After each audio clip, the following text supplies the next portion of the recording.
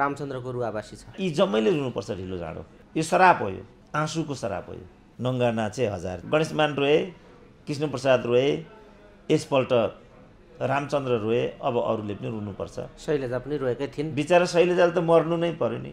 पुरानो पुस्तामा भन्दा नयाँ पुस्तामा समस्या छ। एउटै पदमा लडेपछि को हार्छ? युवाको विरुद्ध युवै हार्छ। केपी ओली हाउगुजी भएका हुन् काङ्ग्रेसको महाधिवेशनमा। त्यहाँ त राजेन्द्र लिङ्गदेन हाउगुजी भएको देखेँ मैले। हाम्रो नेतृत्व चोर हो। सार्वजनिक भएका परिचित चोरहरूलाई ठेकुरा ठोक्ने कसले हो डाक्टर साहब? त्यो त इमरान खान हो, अर्को उपाय छैन। कहाँ छ त त्यो म हुँ। सुनुन् न नेपालीहरूले पनि, केही गरी म यो ठाउँमा भएँ भने यति कुरा मै ग्यारेन्टी गरिदिन्छु। आँखा खोल्नु पर्यो अब हामीले। यो नेतृत्व सबै समस्याको जड हो। ती चोर नभएर को हो त चोर? म हुँ चोर। यी चोरलाई दण्डित गर्न ज्ञानेन्द्र चाहियो। एउटा राजेन्द्र लिङ्गदेनले प्रचण्डहरूलाई तिमीहरू चोर हौ भन्नु र काङ्ग्रेसका कार्यकर्ताले त्यसलाई अनुमोदन गर्नु भनेपछि त कत्रो दुखान्त भयो। चोर भन्नु र दरबारिया कम्युनिस्ट भन्नुमा कति फरक छ? यो नेतृत्वले चाहिँ अब लोकतन्त्रलाई सार्थक बनाउँदैन। सबै परिवर्तनहरू एकैचोटि कहाँ भएर? राणा शासन ढल्न पनि त 104 वर्ष लाग्यो, पञ्चायत ढल्न अर्को 29 वर्ष लाग्यो। मैले त कसैलाई नेता मान्ने कुरा भएन, किन म नै नेता ठान्छु आफूलाई। आफ्नो जति हिन परायाको जति मान। अब अहिले काङ्ग्रेसको महाधिवेशनको कुरा भइरहेछ नि त। कमसे कम नयाँ नेतृत्व ल्याऊ न तिमीहरू, भइहाल्यो त। त्यहाँ मध्येका राम्रा मान्छे छान न, भइहाल्यो नि। कुनै पनि ठुलो सङ्गठन, ठुलो विचार एकजना मान्छेले नै आरम्भ गर्छ। सजिलो कुरा त होइन नि यो।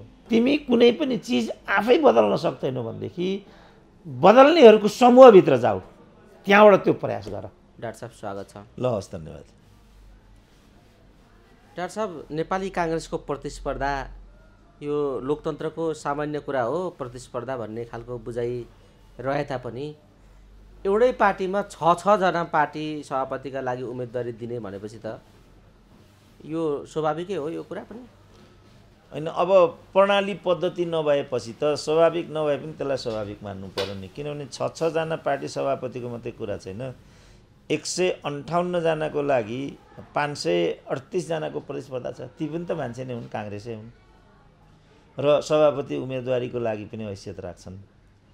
मुख्य कुरा चाहिँ कसरी नेतृत्व छनौट गर्ने र मूल्याङ्कनको विधि के हुने भन्ने हो। त्यो नहुने बित्तिकै अब जसले जे गरे पनि भयो नि त। नङ्गा नाचे हजार, त्यो हो नि त। यसलाई लोकतन्त्रको सुन्दर अभ्यास भन्छन् काङ्ग्रेसहरू, हो त्यस्तो? अब सुन्दरता केलाई मान्ने भन्ने पनि छ। ब्युटी कन्टेस्टमा चाहिँ भित्री सुन्दरता पनि त्यतिकै महत्त्वपूर्ण हुन्छ भनिन्छ। खालि फिगरलाई मात्रै सुन्दरता मानिँदैन अहिले। अनुहार एकदम लोभलाग्दो आकर्षक हुनसक्छ एज ए होल, तर त्यहाँ पनि त्यो फिगर एज ए होल सबै तल माथि सबैको त्यहाँ चाहिँ लेन्थ ब्रेथ नापिन्छ र त्यसको एग्रिगेट निकालिन्छ उसको फिगरको पनि। खालि अनुहार मात्रै, ब्रेस्ट मात्रै, चेस्ट मात्रै, थाई मात्रै हुँदैन त्यहाँ। गोरोपना यस्तो पनि हुँदैन त्यो। नत्र त सेतैले सिधाइहाल्थ्यो नि त। सुन्दरी हुनको लागि गोरी नै हुनुपर्छ भन्ने छैन। कालीहरू पनि सुन्दरी हुन सक्छन्।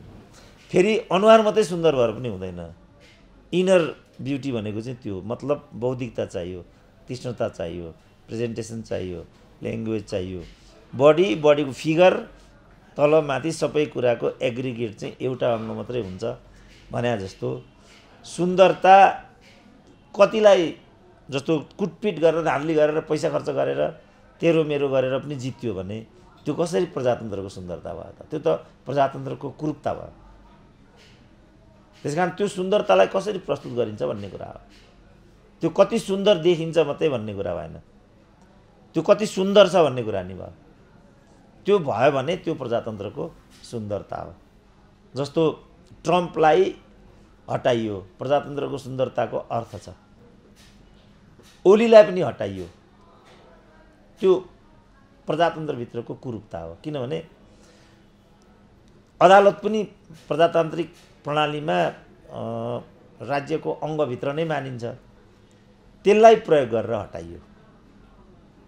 त्यो त सुन्दर मान्न सकिएन नि त्यसलाई त।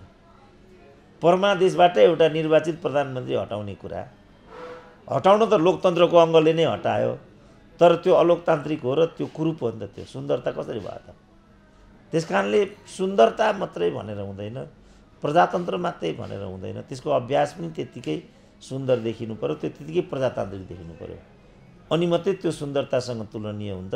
होइन भने त्यो खालि एउटा यान्त्रिक हुन्छ, वास्तविक हुँदैन। यो भित्र रामचन्द्रको रुवाबासी छ। रुँदै रुँदै सुन्दरता खोज्दैछु म भन्दै हुनुहुन्छ रामचन्द्रजी। रामचन्द्रजीको रुवाबासी के हो यो बताइदिनुहोस् त, किन रुँदै हुनुहुन्छ उहाँ? त्यो त महाभारतमा जो धृतराष्ट्रकी पत्नीले आफ्ना 100 भाइ छोराहरूको हताहतीको खबर पाएपछि श्रीकृष्णलाई पनि श्राप दिइन्, तैँले पनि यस्तै नौबत बिहोर्नु परोस् भनेर। पछि कृष्णको पनि अप्राकृतिक मृत्यु हुन पुग्यो, कौरव पाण्डव सबै विनष्ट भए त्यहाँ। अब रामचन्द्रले हिजो कृष्णप्रसाद भट्टराईलाई रुवाउनमा काहीँ न काहीँ गलत भूमिका खेलेका थिए।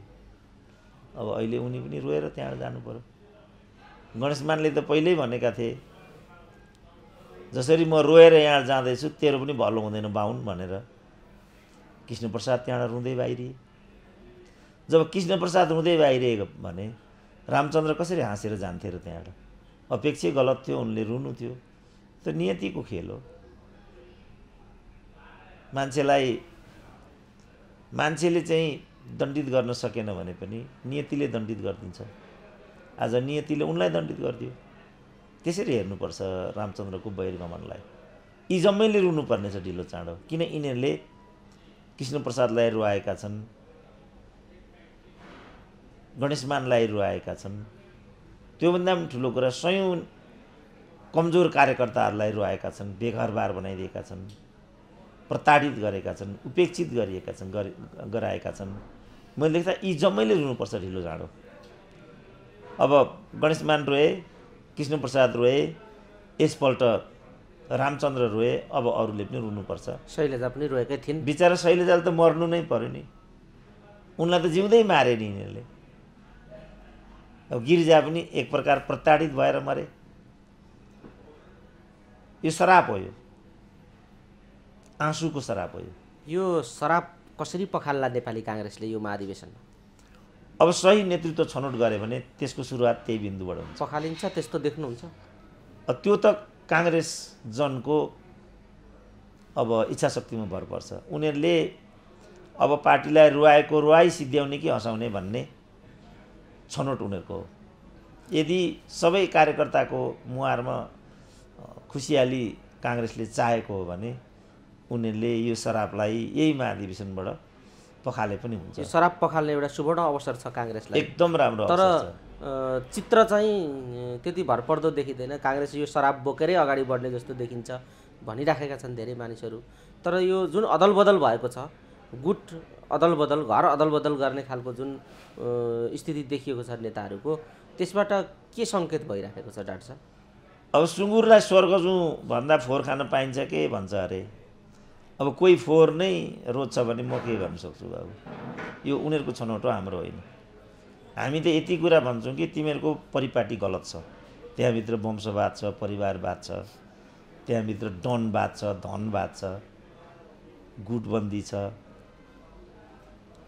त्यो त लोकतन्त्रको शुद्ध आचरण होइन नि भन्ने। लोकतन्त्र अनि यस्तो आचरण गर्ने भनेपछि त्यो त दुखान्त हो नि काङ्ग्रेसभित्रको।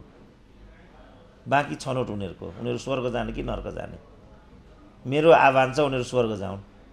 होइन हामी नर्कै जान्छु, फोहोरै खान्छु भन्छ भने अब त्यो सुँगुरलाई म के गर्न सक्छु? के पनि गर्न सक्छु। डाक्टर साहब यो अलि तितो भएन? तितै भनिदिएको नि त, किनभने उनीहरूले तितोपनाले हामीलाई त गाँजे भने। काङ्ग्रेसी 52-42 काङ्ग्रेसी भनेको त कत्रो पङ्क्ति हो र? 3 करोडलाई त दुःख दिए भने 3 करोडको 4200 भनेको कत्रो सङ्ख्या हो र? सानो सङ्ख्या हो नि। हामीले त यति दुःख बेहोर्यौँ भने जहाँ लोकतन्त्र छैन, शिक्षा छैन, स्वास्थ्य छैन, बाटो छैन, घाटो छैन, पानी छैन, बिजुली छैन, सुशासन छैन, सच्चरित्र छैन, सदाचार छैन, भ्रष्टाचार छ। त्यो त खप्यौँ भने यो कति ठुलो कुरा भयो। मैले त तौलेर भने र न्याय गरेँ भन्ने लागिरहेछ। अरूले त खुलेआम चोरै भन्न पनि अनि थाले। अरूले होइन, उनीहरूले नै अनुमोदन गरे हाम्रो नेतृत्व चोर हो भन्ने कुरा। अनुमोदन गरेँ, ताली बजाए हो भने। मैले त चोर पनि भनेको छैन, खालि एउटा चित्रबहादुर केसीको उखान तुक्का सापट लिएर नेपाली समाजमा चलेको उखान हाल्दिएँ। डाक्टर साहब, यो जुन निर्वाचनको प्रतिस्पर्धामा काङ्ग्रेसजनहरू होमिएका छन् प्रतिस्पर्धाका नाममा, कसैले पनि 50% भन्दा माथि यो पुर्याउने स्थिति छैन र दोस्रो पटक निर्वाचन गर्नुपर्ने स्थिति लगभग देखिएको छ भन्ने कुरा छ। त यस्तो खालको अपरिपक्व प्रतिस्पर्धा किन गरेका हुन् काङ्ग्रेसले? होइन, यो त अघि भने नि त, अब मूल्याङ्कनको विधि जस्तो उच्च नेतृत्वले नि ल यो पटक यसरी प्रतिस्पर्धै हुने भए पनि यसरी जाने। जस्तो अहिले संस्थापन इतरको कुरा पनि आइरहेछ, त संस्थापन इतरले चाहिँ उनीहरूकै बिचमा प्रतिस्पर्धा भयो, यता पनि भयो, यसो त उता पनि भयो। त उताले चाहिँ आन्तरिक रूपमा चाहिँ आफूलाई प्रजातान्त्रिक पार्टी भनिसकेपछि प्रजातान्त्रिक विधिबाट चाहिँ निर्वाचनकै तरिकाबाट भए पनि कुनै एक उम्मेदवार खडा गर्नु पर्दैन। त्यही हो नि आन्तरिक लोकतन्त्र भनेको। त उनीहरू लोकतान्त्रिक भन्छन्, लोकतान्त्रिक आचरण र अभ्यासै गर्दैनन्। यो त साह्रै ठुलो विरोधाभास हो नि त लोकतन्त्र। उनीहरू भन्छन् यही नै सुन्दरता हो, कसरी सुन्दरता भयो? यो त कुरूपता भयो। डाक्टर साहब, तपाईँ नेतृत्व बदलिनुपर्छ भन्ने कुरा पनि आवाज दिइराख्नु भएको छ र विशेषतः युवाहरूलाई ठाउँ दियो भने केही हुन्छ कि भन्ने तपाईँको आशा पनि छ, अपेक्षा पनि छ। तर अलिकति आशा गरिएका भनिएका काङ्ग्रेसका युवाहरू विभिन्न गुटमा विभाजित भएर आफू भिडन्तमा उत्रिएका छन् एउटै पदमा। जस्तो गगन र विश्वप्रकाश एउटै पदमा फरक फरक गुटमा उभिएर उनीहरू प्रतिस्पर्धामा छन्। त्यसरी नै अन्य थुप्रै उदाहरणहरू छन् जो एक आपसमा प्रतिस्पर्धामा उत्रेका छन् फरक फरक गुटमा। त युवाहरूमा पनि यस्तो खालको भइसकेपछि अब आशा गर्ने ठाउँ छ काङ्ग्रेसभित्र? होइन, मैले पुस्ताको कुरा गरेको छैन, मैले त सोचको कुरा गरेको छु। र आजको प्रश्न चाहिँ पुस्तान्तरण होइन, सोचान्तरण हो भनेको छु। र हिजो तपाईँले युवाहरूको कुरा गर्नु भएको छ, त्यसकारण पनि मैले पुस्तान्तरण होइन सोचान्तरण भनेको छु। किनभने यिनीहरू आफूलाई युवा ठान्थे र पुस्तान्तरण आजको प्रश्न हो भन्न ठान्थे भने त आपसमा लड्ने थिएन नि त। यिनीहरूले एउटा टिम नै बनाएर बुढाहरूलाई रिङ आउट पनि गर्न सक्थे नि। त्यसकारण पुरानो पुस्तामा भन्दा नयाँ पुस्तामा समस्या छ मैले भन्थेँ नि, त्यो फेरि एकपल्ट देखिएको छ। अब यो एउटै पदमा लडेपछि को हार्छ? युवाको विरुद्ध युवै हार्छ। कसको कारणले? युवाको विरुद्ध युवाकै कारणले। त्यो कतैबाट युवा आउने सम्भावना त भएन। अनि आफू भिडन्त गरेर युवाहरू आए पनि त एउटा होनहार युवा त वञ्चित भयो नि त। अब एमालेमा जाँदाखेरि पनि एउटा युवाले प्रतिस्पर्धा गरिरहेको थियो बुढो नेतृत्वसँग, एउटै भोट हाल्दैन उसले भनेपछि त यो त पुस्तान्तरणको प्रश्न होइन, यो सोचान्तरणको प्रश्न हो। र त्यो सोचान्तरण भनेको युवाको भूमिका के हुन्छ र युवा को हो, युवाले कसरी भूमिका खेल्ने भन्ने सोच हो। नेपाली काङ्ग्रेसको महाधिवेशनमा ओलीलाई हाउगुजी बनाइएको हो। केपी ओली हाउगुजी भएका हुन् काङ्ग्रेसको महाधिवेशनमा? अब नहुनु पर्ने, किनभने त्यहाँ त राजेन्द्र लिङ्गदेन हाउगुजी भएको देखेँ मैले। म हारेँ भने त फेरि ओली प्रधानमन्त्री हुन्छन्, देशलाई ठुलो अनिष्ट हुन्छ, देश भड्खालामा जान्छ, फेरि डर त्रास बढ्छ, यस्तो हाउगुजी देखाइराखेका छन् नि नेपाली काङ्ग्रेसका नेताहरू। अब त्यो चाहिँ भनेका थिए शेरबहादुरले, ओलीको आतङ्क इत्यादि। मैले देख्दाखेरि आतङ्कको पर्याय त शेरबहादुर आफै हुन्, जसले प्रचण्डको लागि 50 लाखको मूल्य तोकेका थिए। त्यो पुरानो कुरा भयो भन्छन्। अब त्यसो भने त उनी आफै पनि पुरानो हुन्, 5औं चोटि प्रधानमन्त्री हुँदैछन्। उनको कुरा चाहिँ पुरानो, उनको आचरण चाहिँ नयाँ कसरी हुन्छ? विरोधाभास भएन यस्तो? कुरा कहिले पुरानो हुँदैन। पुराना मित्र हुँ भनिदिइसके नि प्रचण्डले, त्यहाँ अनुमोदन भएन यो विषय? होइन, पुरानो प्रचण्ड होइन, अर्कोले नै भनेको थिए। हामी मेरा पुराना साथी शेरबहादुर देउपा त भन्दै थिए हाम्रो ओलीले नै। त्यसकारण यो नयाँ पुरानोको कुरा होइन, मूल्यवत्ताको कुरा हो। कहिलेकाहीँ पुरानोले पनि अनि उच्च मूल्य दिन्छ। ओल्ड इज गोल्ड भनेको त्यही हो नि त।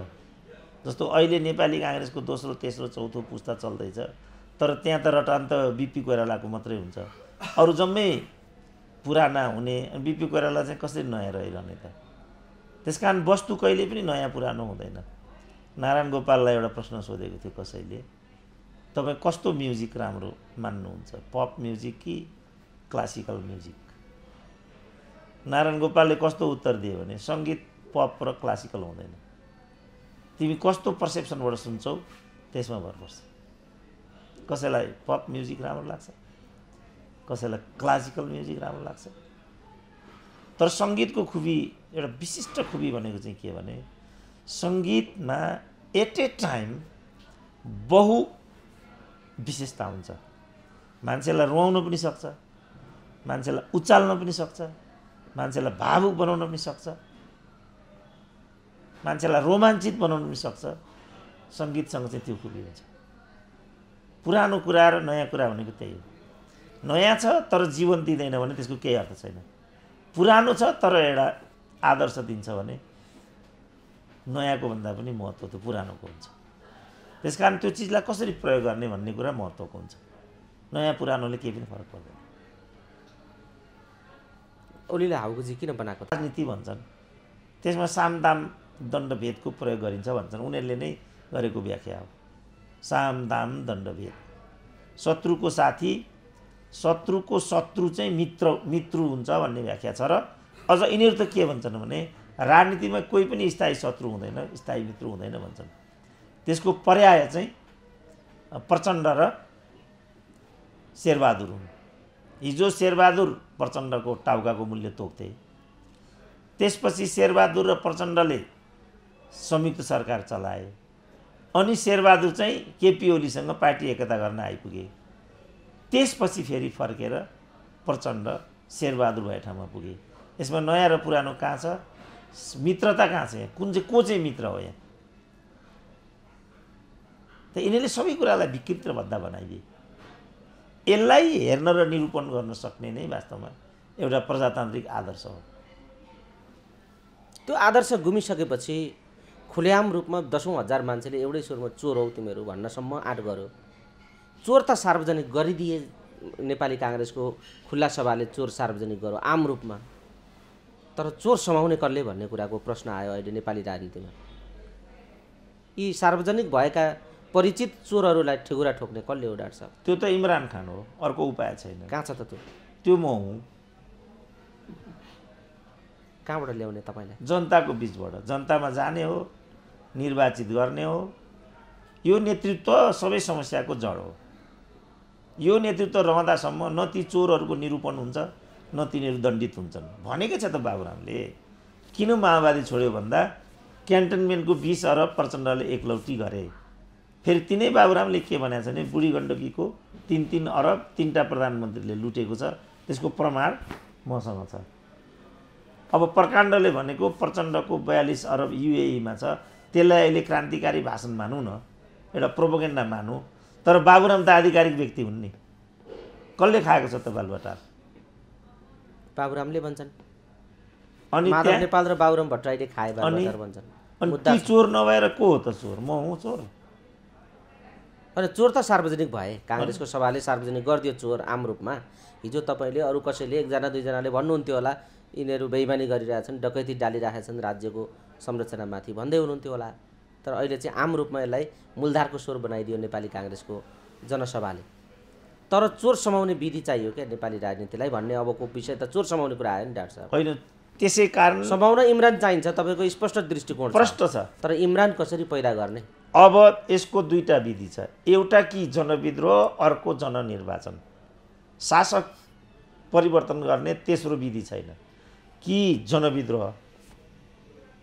कहिलेकाहीँ जनविद्रोहबाट पनि, जस्तो रसाकै शासन प्रणाली पनि जनविद्रोहबाट चाहिँ बदलिएको हो नि त। यो जनविद्रोहको वातावरण सिर्जना गर्ने ल्याकत राख्नुहुन्छ तपाईँले? होइन, त्यो त एकै जनविद्रोह जस्तो 70 वर्षपछि जनविद्रोह भएको हो नि त। रसामा पनि समय लाग्छ भन्ने कुरा हो। त्यो त स्वतः लाग्छ नि। जनतालाई बुझाउँदैछु, अब आउँछन् जनता भन्ने हो। अब इमरान खानले पनि 21 वर्षको लगानी छ नि त। मेरो राजनीतिक रूपमा त वास्तवमा म त अहिले पनि आएको छैन। म त बौद्धिक रूपमा मात्रै आइरहेको छु। बौद्धिकले त एउटा धरातल मात्रै दिन्छ। त्यो धरातललाई सार्थक बनाउने चाहिँ राजनीति हुन्छ। त्यस्तो खालको राजनीति पैदा होस् भन्ने तपाईँको कामना छ, तर देखिएको कतै पनि त्यस्तो दृष्टि देखिँदैन। डाक्टर साहब, इमरान म हुँ भनेर आफूलाई एउटा मानवको रूपमा उभ्याए पनि जो पनि इमरान बन्ने हुन्छ र अब इमरान बन्ने राजनीति तिमी सुरु गर भन्ने तपाईँको सन्देश छ। जसले इमरान बने पनि हुन्छ, तर त्यो लाइनमा त्यो दृष्टिकोणमा तिमीहरू अघि बढ भन्ने एउटा राजनीतिलाई दृष्टि दिइराख्नु भएको छ, बाटो देखाइराख्नु भएको छ। तर इमरान हुन तयार भएको राजनीतिक अभ्यास त देखिँदैन नेपाली समाजमा। नदेख्दासम्म हामी अभिशप्त हुनुपर्छ। सबै परिवर्तनहरू एकैचोटि कहाँ भएर, राणा शासन ढल्न पनि त 104 वर्ष लाग्यो, पञ्चायत ढल्न अर्को 29 वर्ष लाग्यो। कहिलेकाहीँ मात्रै परिवर्तन छिटो हुन्छ, जस्तो ज्ञानेन्द्रको शासन 5 वर्षमा ढल्यो। होइन, ज्ञानेन्द्रको शासन ढालेर गणतन्त्र ल्याइयो, फेरि गणतन्त्र ढालेर ज्ञानेन्द्रको शासन ल्याउनु परिवर्तन हो भन्ने अभ्यासमा गयो नि त समाज र राजनीति। त्यता राजेन्द्र लिङ्गदेनले खुल्याम राजा र हिन्दू राष्ट्र, यो संहिता खारेजी, थोरै संसद प्रधानमन्त्री नहुने, कार्यकारी प्रत्यक्ष निर्वाचित कार्यकारी भनेर राजेन्द्र लिङ्गदेनले त्यत्रो सभाबाट भनिदिए। होइन, त्यो ज्ञानेन्द्रको बाटो हो। मैले भनेको चाहिँ इमरान खानको बाटो हो। उनी चाहिँ त्यो विश्वासका नेता हुन्। यी चोर भएको हुनाले यी चोरलाई दण्डित गर्न ज्ञानेन्द्र चाहियो भनेको। मेरो विचारमा यी चोर हुनमा हाम्रो सहमति छ, किनभने काङ्ग्रेसको सभाले पनि त्यसलाई अनुमोदन गर्यो, उनीहरूको पनि सहमति भयो। दण्डित गर्न के ल्याउने भन्नेमा चाहिँ यो राजेन्द्रको कुरासँग सहमति भएन। अब उनी राजाको बाटो चोर पकड्ने, म इमरानको बाटो चोर पकड्ने, हाम्रो तात्विक रूपमा अलग अलग बाटो भयो। यो त दार्शनिक रूपमा बेग्ला बेग्लै विश्वासको कुरा भयो। तपाईलाई राजनीतिक रूपमा सङ्गठित भएर अघि बढौँ, तपाईँको दृष्टिकोण हामी आत्मसात गरेर अगाडि जान तयार छौँ भनेर कुनै अहिले विद्यमान राजनीतिक पार्टीहरू आयो भने पार्टीमा लाग्न तयार हुनुहुन्छ? होइन, पार्टीमा त म लाग्ने भइन, किनभने यी पार्टीमा लाग्नु भनेको यी पार्टीको विचार दर्शन, यी पार्टीलाई नेता मानेर अगाडि जाने कुरा भयो। अब मैले त कसैलाई नेता मान्ने कुरा भएन, किन म नै नेता ठान्छु आफूलाई। म आफ्नो ध्रुव आफै खडा गर्छु, म जहाँ उभिन्छु त्यो त्यहीँबाट सुरु हुन्छ। अब मैले केही गरिसकिनँ भने कोही अर्को आउँछ, तर त्यहीँ उभिन्छ। डाक्टर साहब, यो इमरानको दुईवटा बाटो भन्दै हुन्थ्यो, एउटा जनविद्रोहको बाटो, अर्को जननिर्वाचनको बाटो। यी दुईवटा बाटोबाट इमरान पैदा गर्ने संरचना खोइ त? त्यही त भन्छु, यसको पहिला बौद्धिक खाका तयार पार्नु पर्यो, बौद्धिक जग खडा पार्नु पर्यो, अनि त्यो सैद्धान्तिक दार्शनिक आधारमा त्यसको अगुवा निर्दिष्ट गर्नु पर्यो। अब इमरानले नि भनेकै छ, मैले 21 वर्ष सङ्घर्ष गरेँ, ती दलहरूले बाटैमा सिद्ध्याउन खोजेका थिए उनलाई पनि, तर उनी जनतामा गए, जननिर्वाचित भएर आए। हामी पनि जस्तो मैले हिम्मत गर्न सकेको छैन भने कुनै अर्कोले हिम्मत गर्न सक्नु पर्यो, अनि इमरानको उदय हुने हुन्छ। होइन भने त दुनियाँलाई व्याख्या गर्ने मात्रै महत्त्वपूर्ण कुरा होइन, दुनियाँलाई बदल्ने महत्त्वपूर्ण कुरा हो। त दुनियाँलाई बदल्नको लागि त्यसको आधार चाहिन्छ। आधारको जस्तो भनौँ न, युरोपमा पहिला के भयो, बौद्धिक क्रान्ति भयो। त्यहाँ हेगेल, पछि फायरबाख, पछि एङ्गेल्स, मार्क्स, भोल्टायर, रुसो, जन लक, लास्की, यस्ता यस्ता ठुल्ठुला चाहिँ बौद्धिकहरू भए नि त। त्यो बौद्धिक जागरण भयो त्यहाँ। त्यही क्रममा त्यहाँ पुनर्जागरण भयो, अनि औद्योगिक क्रान्ति भयो, अनि फ्रेन्च रिभोल्युसन भयो, इन्डस्ट्रियल रिभोल्युसन भयो, त्यसपछि डेमोक्रेटिक रिभोल्युसन भयो। युरोपको प्याटर्न यस्तो छ। अनि हाम्रो नेपालमा बौद्धिक क्रान्ति नै भएको छैन अहिलेसम्म। बौद्धिक त पार्टीको झोले छ यहाँको। पार्टीको आधारमा प्रोफेसर हुन्छ नेपालमा, पार्टीका कार्यकर्ताहरू पत्रकार हुन्छन् यहाँ। म त बौद्धिक जागरणमा लागिरहेको छु नि अहिले त। तर युरोपको जागरणलाई नै आधार बनाएर हामीले परिवर्तनको लहर ल्याएका हौँ भन्नेहरू त गर्वका साथ भन्छन् नि त। यिनीहरू पनि त्यही हामी राजनीतिक चरित्रका हौँ। आजको विश्वसँग हाम्रो राजनीति पनि जोडिएको छ। हामी पनि कम छैनौँ, हाम्रो राजनीति पनि कम छैन। हामीले ल्याएको परिवर्तन राजनीतिक परिवर्तन हो कि दायाँ बायाँ कुरा त भइराखेकै छन् नि हाम्रामा पनि। त्यो दायाँ बायाँ मात्रै भयो। जस्तो जर्मनको सिद्धान्त, फ्रान्सको सिद्धान्तलाई कोल्याबोरेट गरेर चाहिँ त्यहाँ राजनीतिक सिद्धान्तहरू बनेका छन्। एक ठाउँबाट मात्रै त्यो भइरहेको छैन। हाम्रो यहाँ चाहिँ पूर्वीय चिन्तनबाट गर्ने कि जस्तो अहिले भारतमा चाहिँ पूर्वीय चिन्तनको कुरा गरिरहेछ नि बिजेपीले, पुनर्जागरणको कुरा भइरहेछ त्यहाँ। तर ऊ आफै पश्चिमी संयन्त्रको शिकार भइराखेको छ, मिलेन नि तालमेल त। त्यसैले त सार्थक भएन त त्यहाँ। त्यसकारण मैले भने बौद्धिक क्रान्ति भनेको आफ्नै हुनुपर्छ र आफ्नै जगमा त्यो हुनुपर्छ र त्यो चाहिँ विकास उन्मुख हुनुपर्छ, त्यो अग्रगामी हुनुपर्छ, त्यो पश्चगामी होइन। धर्मबाट पनि अनुप्रेरणा लिन सकिन्छ नि। कौटिल्यको अर्थशास्त्र, चाणक्यको नीति भन्छन् र चारवाक भन्छन्, त्यहाँ पनि त प्लेटो भए, एरिस्टोटल भए, अनेक त्यहाँ दार्शनिकहरू, पुराना दार्शनिकहरू त्यहाँ पनि थिए नि त। तिनीहरूले लामो परम्परा त्यहाँ छोडेर गएका छन्। त्यही बिचमा वैज्ञानिकहरू उदय भएको छ त्यहाँ। तर उनीहरूले त्यसलाई चाहिँ सार्थक रूपमा चाहिँ आधुनिक दिशा दिन सकेका छन्। त्यो दिन सके, तर हाम्राले सकेनन् भन्ने कुरा। किनभने हामीले त्यो बौद्धिक जागरण दिएका छैनौँ। के दर्शनको समस्या हो? होइन, यो चाहिँ प्रतिबद्धता र बुझाइको समस्या। दर्शनको पनि समस्या होइन। दर्शनलाई दिशा दिने समस्या, गति दिने समस्या। पहिला त त्यसलाई बुझ्नु पर्यो, दर्शन के हो त्यो बुझ्नु पर्यो। र हाम्रो आफ्नै पद्धति र परम्परा के छ, होइन? जस्तो अब हाम्रो वैद्य खाना थियो नि त, यहाँ हाम्रो चाहिँ आयुर्वेदिक प्रणाली थियो। वैद्य खाना त किताबै बेचेर अर्कातिर बुझाए भन्ने छ अहिले। अब वैद्यको मन्त्र चाहिँ अर्कैतिर बुझाए भन्ने आइरहेको छ। अब त्यसपछि खोइ हाम्रो जग, अब समस्या त्यहाँ भएको गर्नु, आफ्नो चाहिँ विनष्ट गर्ने अनि अर्काको चाहिँ कपी गर्न खोज्ने। यहाँ एउटा अभ्यास के चल्यो भनेदेखि आफ्नो जति हीन परायाको जति मान, यो एउटा शिक्षा क्षेत्रमा नै लादियो। अङ्ग्रेजी बोलेपछि ठुलो मान्छे हुने, बोल्दाखेरि पनि 2-3 शब्दहरू अङ्ग्रेजी मिसाएकै हुनुपर्ने, टाई सुट लगाएकै हुनुपर्ने, अनि मात्रै ठुलो मान्छे भइने। किन? आफ्नो जतिलाई हीनताको एउटा भुमरीमा फसाइयो। फर्केर तपाईँ हेर्नुहोस् त, ल हाम्रो रानी पोखरी, हाम्रो घण्टाघर, हाम्रो धरारा, त्योभन्दा पुरानाका जति पनि पुराना संरचनाहरू हुन्, कुनै भुइँचालोले पनि ती संरचनाहरू भत्किएनन्। तर पछिल्लो वास्तुबाट बनेका संरचनाहरू कुनै भुइँचालो पनि थाम्न सफल भएन। भनेपछि त हाम्रो प्रौद्योगिकी, हाम्रो टेक्नोलोजी, हाम्रो वास्तु त आजको भन्दा शक्तिशाली भन्ने कुरा त व्यवहारबाट सिद्ध भएको छ नि त।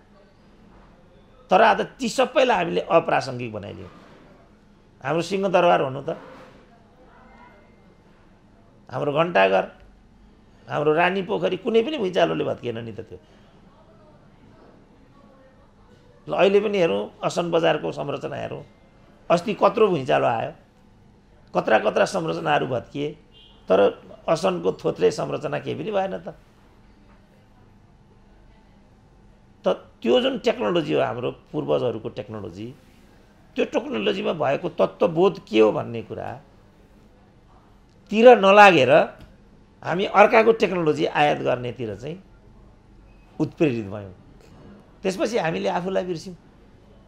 जस्तो पृथ्वीनारायण शाहको वार टेक्नोलोजी, पृथ्वीनारायण शाहको युद्ध अभियान, भीमसेन थापाले अङ्ग्रेजको विरुद्धमा लडेको लडाइँ, बहादुर शाहले चाइनिजहरूको विरुद्धमा लडेको लडाइँ, हाम्रा जुन हतियारहरू हुन्, हाम्रो जुन गोलीगट्ठा हो, त्यो हामीले जर्मनीबाट ल्याएको हो र हाम्रो आफ्नै हो नि।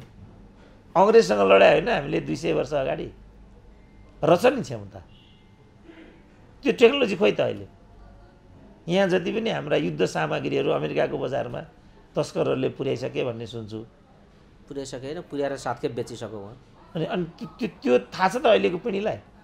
त्यो हतियार कस्तो थियो भन्ने थाहा छ त यिनीहरूलाई? वीरगन धीरगन नेपालमा छैन अहिले। अनि भनेपछि हामी कसरी यस्तो किसिमको तन्डम भएर गयौँ भन्ने यो हो नि त प्रश्न।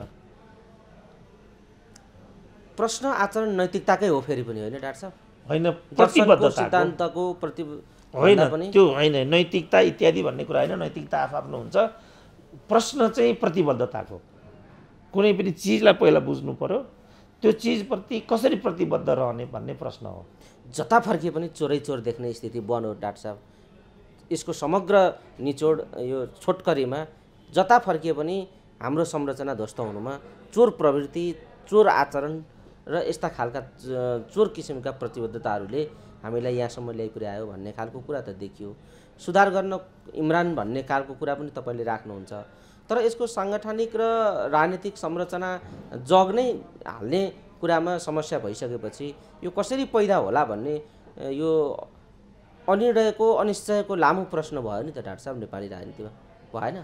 होइन, अब भन्यो भने जननिर्वाचन र जनविद्रोह भन्ने कुरा मैले गरेँ नि त, होइन? एकछिन निर्वाचनतिर फर्क्यौँ त, परिणाम देला यो प्रणालीले? अब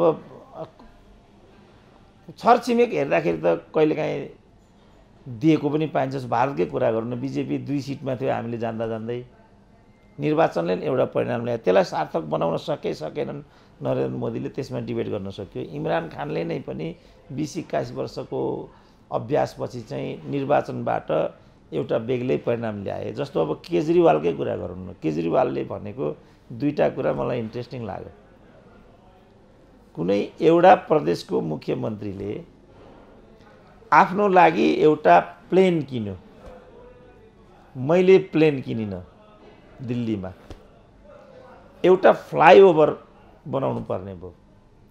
त्यो फ्लाइओभरको कस्ट चाहिँ युजुअली 3 अरब, मैले त्यसबाट 1 अरब बचाएँ। त्यो प्लेन किनिनँ, त्यहाँबाट 3 अरब बचाएँ। 4 अरब जोडेर चाहिँ मैले दिल्लीका जनतालाई शिक्षा र स्वास्थ्य निःशुल्क गर्ने निर्णय गरेँ। अनि मैले के बिराएँ भन्यो, एउटा सबै एमपी एमएलएहरूले पानी बिजुली स्वास्थ्य उपचार निःशुल्क भोग गर्छन्, मैले यही सुविधा दिल्लीका जनतालाई दिएँ, के बिराएँ भनेको छ उनले। कम्युनिजम नै चाहिन्छ भन्ने कुरा त होइन रहेछ नि, प्रचण्डै चाहिन्छ भन्ने कुरा त होइन रहेछ नि त। केजरीवालले पनि दिन सक्दो रहेछ त्यति कुरा त।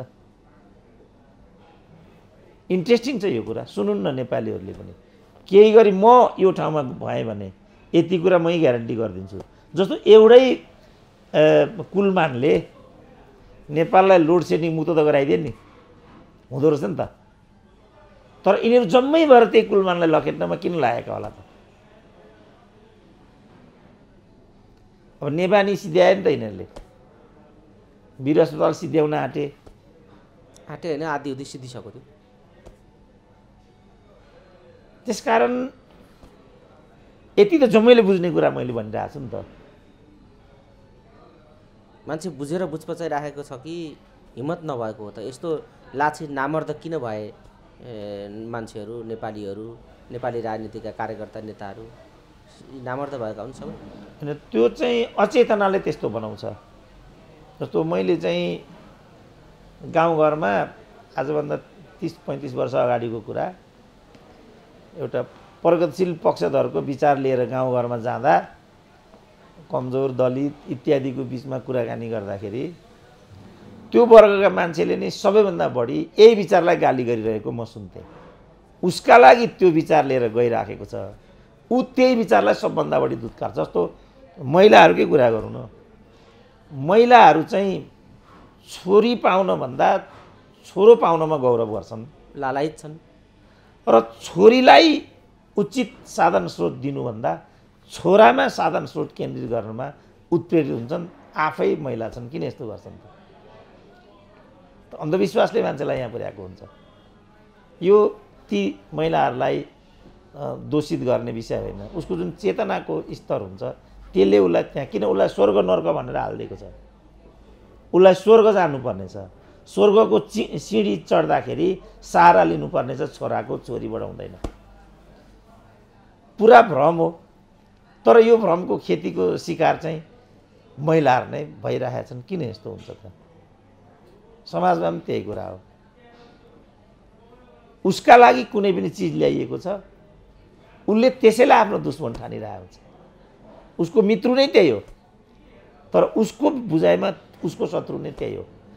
उसँग चेतना भएन, चेतना नभई मान्छेमा जागरुकता आउँदैन, सही दृष्टिकोण पनि भन्दैन। त्यस कारण पहिला चेतना पैदा गराइदिनु पर्यो। अब अहिले यही एमसिसी नै भनौँ न, अब यो एमसिसी कुनै लेमेनले गरायो हो र? यो जुन पार्टीले यो एमसिसी गरेको त्यही पार्टीको मान्छे सबभन्दा धेरै एमसिसीको विरोध गर्छ। त्यो अबुझ महिला जस्तै हो। त्यो विभागको प्रमुख उही हो, उसैको पार्टीले यो ल्याएको छ त्यसको विरोधी अभियान गरेर उही हिँड्छ भनेपछि तपाईँ यसलाई के भन्नु? त्यो सम्बन्धी सबैभन्दा धेरै डकुमेन्ट पनि उहीसँग छ। अब तपाईँ यसलाई के भन्नु? तर पनि ऊ गरिराखेकै देखिन्छ। यसैको शिकार समाज भइरहेछ। मेरो लडाइँ यो अभिशप्त समाजलाई त्यो गर्तबाट उठाउने मेरो अभियान यो हो। मलाई नै पदको लागि भनिदियो, जसका लागि म लडिरहेको छु उसले नै मलाई त्यो भनिदियो, यसको त केही पनि दबाई छैन नि। त्यस कारणले आँखा खोल्नु पर्यो अब हामीले। मेरो चाहिँ त्यो अभियान हो। अब अहिले काङ्ग्रेसको महाधिवेशनको कुरा भइरहेछ नि त, एकचोटि अगाडि सरेर कमसेकम नयाँ नेतृत्व ल्याऊ न तिमीहरू, भइहाल्यो त। अथवा त्यहाँ मध्येका राम्रा मान्छे छान न, भइहाल्यो नि। जुन म भन्छु नि त के भने अहिले नै आमूल परिवर्तन सम्भव छैन। सबै प्रतिनिधि बहुमत इमरान खान अहिले नै सम्भव छैन। तर हरेक ठाउँका राम्रा मान्छेलाई अगाडि बढाउन त सकिन्छ नि त। 20% राम्रा मान्छे पनि हामीले त्यहाँ पठायौँ भने एउटा भनाइ छ कुनै दर्शनमा, तिमी कुनै पनि चिज आफै बदल्न सक्दैनौ भनेदेखि बदल्नेहरूको समूहभित्र जाऊ, त्यहाँबाट त्यो प्रयास गर। त यिनीहरूले त्यो गरून् न त। हामीलाई पो कुनै सुविधा छैन। हामी यो निजी विचार युट्युब यस्तो उस्तो गरेर टाकन टुकन गरेर यो विचार दिन्छौँ। किन हामीलाई अर्को अवसर छैन? हामीलाई अर्को फोरम प्राप्त छैन। हाम्रो लेख रचना कहीँ छापिँदैन। टिभी रेडियोले हाम्रो अन्तर्वार्ता गर्दैनन्। हामीलाई पो अप्ठ्यारो। उनीहरूलाई त के अप्ठ्यारो छैन। आफ्ना टिभी छन्, आफ्ना पत्रिका छन्, आफ्ना दल छन्, आफ्ना संरचना छन्, बढाइदिए भइगयो नि त अगाडि। तर पहिलो कुरा यो एमसिसी गरेर एमसिसीको विरोध गर्न सडकमा निस्किनेहरूले यति बुझिदिनु पर्यो। बुझ्दा हुन् यति त बुझ्दा हुन् नि त, नबुझ्दा हुन् यति। यो प्रयास हो। यो डाक्टर साहब यो जे प्रयास भइराखेको छ नि कति सार्थकता पायो त? यत्रा महाधिवेशन भए, यत्रा जनता आवाज उठाइरहेछन्, कोही एमसिसीको विरोध गरिरहेछन्, कोही अधिवेशनमा टाउको फुटाइरहेछन्, कोही अरू अन्य प्रतिस्पर्धाहरू पनि गरिराखेका छन्, सारा एनजिओ आइएनजिओमा पनि काम गरिराखेका छन्। सारातिर मान्छेहरू चलायमान भएर केही न केही त गरिराखेका छन्। तपाईँको अभियानले सार्थकता पायो? होइन, अब यो कसैले पनि होइन, ग्यालिलियो पनि अथवा कार्ल मार्क्स पनि, तपाईँलाई थाहा छ कार्ल मार्क्स ह्यान्ड टु माउथमै समस्या थियो। उनको त कात्रो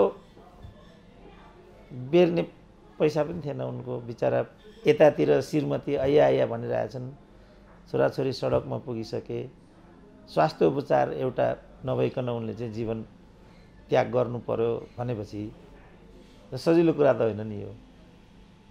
मूर्ख बुढो मान्छे जसले पर्वत पन्छायो भन्ने उखान छ नि चिनियामा, के गरेको भन्दा म यो पर्वत खन्दैछु।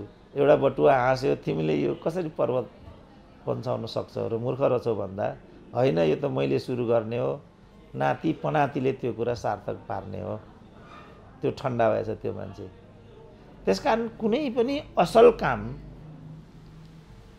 जिरो बिन्दुबाट नै सुरु हुन्छ र कुनै पनि ठुलो सङ्गठन ठुलो विचार एकजना मान्छेले नै आरम्भ गर्छ। त्यसलाई चाहिँ उत्कर्षमा पिँढी दर पिँढीले चाहिँ पुर्याएका हुन्छन्। बुझ्नुपर्ने कुरा के छ भने सगरमाथा जानु पर्यो भने पनि पहिलो पाइलाबाट नै यात्रा सुरु हुन्छ। अब यो अर्कै कुरा हो कि अहिले त अपाङ्गहरू पनि सगरमाथामा चढ्न थाले। तर हिलारी र तेन्जिङ सगरमाथा जाँदाखेरि पनि यो कुरा सामान्य थियो भनिदियो भने त्यो गल्ती हुन्छ। यो असामान्य थियो। तर उनीहरूले यो यात्रालाई सम्भव बनाइदिए। अब अपाङ्गहरूको लागि पनि त्यो सम्भव भयो। तर पहिलो पाइलो त तेन्जिङले नै टेक्यो नि त। त्योभन्दा अगाडि त कल्पनै थिएन कि सगरमाथा पनि चढ्न सकिन्छ। बल्कि त्यसको त नामाकरण नै भएको थिएन। त्यस कारणले यात्राहरू पिँढी दर पिँढीका विषयहरू हुन्। एउटै पिँढीले त्यसलाई सम्पादन गर्न सक्दैन। यही लोकतन्त्रको कुरा गरौँ न। अहिले काङ्ग्रेसीजनहरू कत्रो गुड्डी हाँक्छन् लोकतन्त्र हामीले ल्याएको, लोकतन्त्र हाम्रो विचार हो।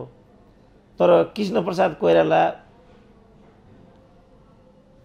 को पालादेखि टङ्कप्रसाद आचार्यहरूले जो जीवन एउटा बलिदानपूर्ण सङ्घर्ष, किन टङ्कप्रसाद पनि बाहुनकै छोरा भएका हुनाले मात्रै फाँसीबाट बचेका हुन्, अन्यथा त मृत्युदण्ड। टङ्कप्रसादको पार्टीमा लागेका 4 शहीद फाँसीमा चढ्नुपर्ने, रामहरि टङ्कप्रसादहरू चाहिँ आजीवन कारावासमा मात्रै पर्ने भने त्यो त स्वाभाविक कुरा थिएन। तर उनीहरू बाँचेका किनभने उनीहरूलाई मार्नु हुँदैन थियो त्यति बेलाको नियमअनुसार, त्यति बेलाको कानुनअनुसार। त त्यो गरिकन आजको परिवर्तन ल्याइदिएका हुन्। तर त्यो बेलादेखि अहिलेसम्म पनि जे गर्छौँ भनेर नेपालमा प्रजातन्त्रको सूत्रपात भयो त्यो अनुसारको आचरण चाहिँ देखिएन। त्यसकारण हामीले नयाँ नयाँ बिपी कोइरालाहरूको खोजी गर्नु परेको। तर अबको युगमा बिपी कोइराला होइन, अबको युगमा त इमरान खान चाहियो। कडी त त्यही हो, तर भिन्न रूपमा। किनभने अहिलेको नेतृत्व नै हाम्रो गरिबी र अविकासको कारक हो भन्ने चाहिँ लगभग स्पष्ट भएर यो नेतृत्वले चाहिँ अब लोकतन्त्रलाई सार्थक बनाउँदैन। 100 वर्ष लाग्छ। एउटा राजेन्द्र लिङ्गदेनले प्रचण्डहरूलाई तिमीहरू चोर हौ भन्नु र काङ्ग्रेसका कार्यकर्ताले त्यसलाई अनुमोदन गर्नु भनेपछि त कत्रो दुखान्त भयो। त्यसकारण यो नेतृत्वबाट चाहिँ लोकतन्त्रलाई सार्थक हुन दिँदैन। यिनीहरू वस्तुतः लोकतन्त्रको आवरणमा लोकतन्त्र विरोधीहरू हुन्। यिनीहरू कम्युनिस्ट आवरणमा कम्युनिस्ट विरोधी। केशवचन्द्र रायमाझीलाई भनेकै यही त हो नि। यिनीहरूले कम्युनिस्ट पार्टीको महासचिव छ तर दरबारसँग साँठगाँठ गरेर कम्युनिस्ट राजनीति गर्छ। त्यो कस्तो कम्युनिस्ट नेतृत्व होला त? त्यस्तैलाई दरबारिया भनेको यिनीहरूले। अब यिनीहरू चाहिँ को हुन्? अब हामीले प्रश्न उठाउनु पर्यो। जसलाई राजेन्द्र लिङ्गदेनले चोर भने, चोर भन्नु र दरबारिया कम्युनिस्ट भन्नुमा कति फरक छ? सबै लोकतन्त्रका पङ्क्तिहरूलाई चोर र दरबारियामा कति फरक छ? यो प्रश्न आजको ज्वलन्त प्रश्न हो। धन्यवाद डाक्टर साहब। पिँढी दर पिँढीसम्म एउटा रूपान्तरण र समृद्धिका निम्ति, मुलुकको भविष्यका निम्ति, आफ्ना राष्ट्रका समुन्नत सपना र समृद्धिका सपनाहरूका निम्ति लाग्ने र स्वतन्त्रताको एउटा वास्तविक पर्याय के हो भन्ने कुरालाई उभ्याउने कुरामा जुन तपाईँले जग हाल्दै हुनुहुन्छ, यो निरन्तर रहिरहोस्। मुलुकले इमरान पाउनै पर्छ। तपाईँको विचार सार्थक होस्। यो समय र संवादका लागि यहाँलाई धेरै धेरै धन्यवाद। ल हस्, धन्यवाद।